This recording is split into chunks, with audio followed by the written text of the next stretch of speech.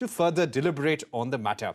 Nearly 8.5 lakh responses have come in so far. Flavia Agnes, lawyer and women's rights activist, joins us now.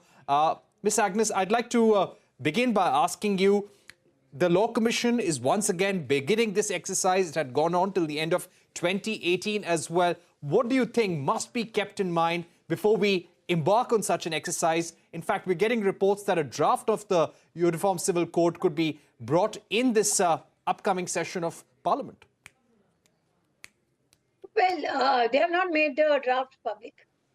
They have asked for responses without giving a draft. So what do you respond to? You have absolutely no idea.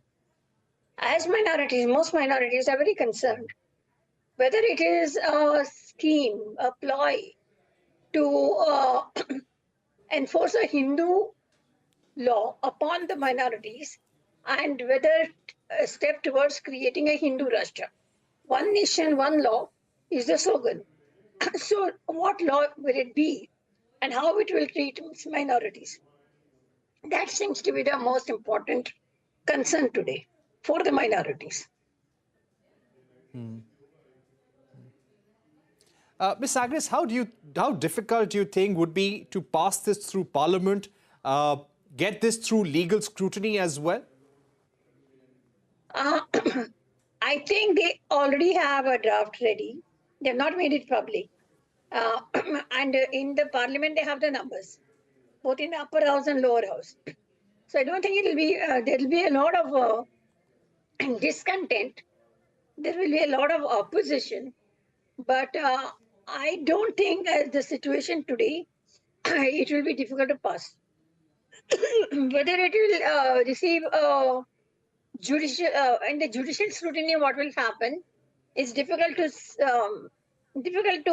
understand, because Supreme Court has always been pro-UCC.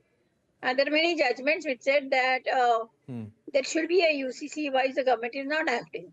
So now, having said that, they will definitely endorse it. So it is the government which is pro, and it is the Supreme Court that is pro. So what remains is the minorities, individual people. Now the Law Commission has put out a statement that they have received 8.5 lakh responses. Now, who are these people who are responding? How these responses have come? Is it a BJP think tank that is steering these responses, sending out a draft to say, answer this, etc.? Or whether it is really the people coming forward and giving their own opinion?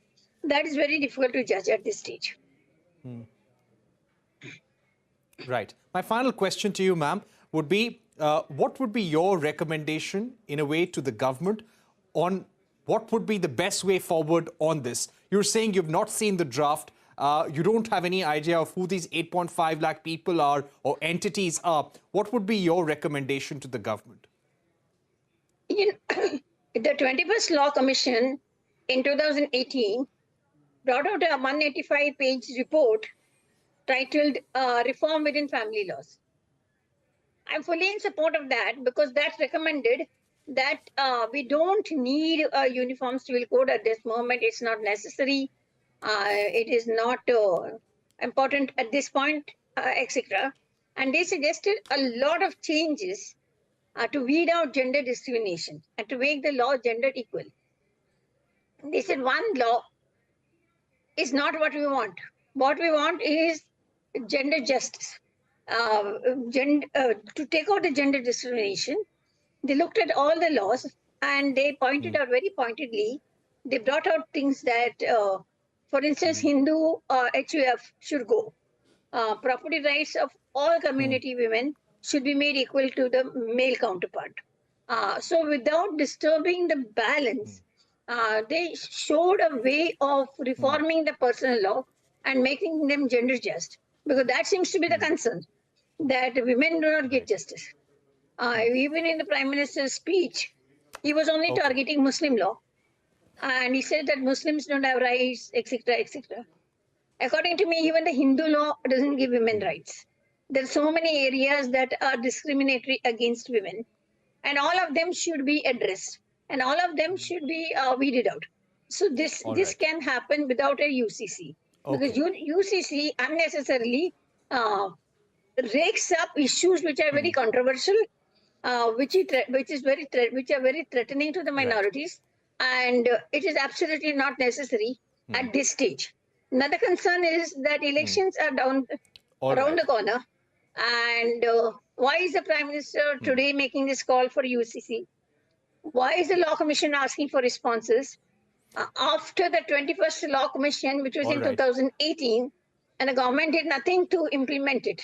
Not one of the recommendations were implemented at all. Right. And within 3 years, 4 years, they have said, now again we want to, because that is outdated. Now again we want responses. What drives this? All right. Why is it happening? Is it only an electoral Ms. Agnes, we've gimmick? run out of time. All right. We've run out of time, but thank you so much for joining us with your views on the subject of the Uniform Civil Code. Let's see what happens in the monsoon session of Parliament. The Parliamentary Committee on Law and Justice is also going to be taking up this matter. With that, it's a wrap on this edition of News Centre. More updates when we are back.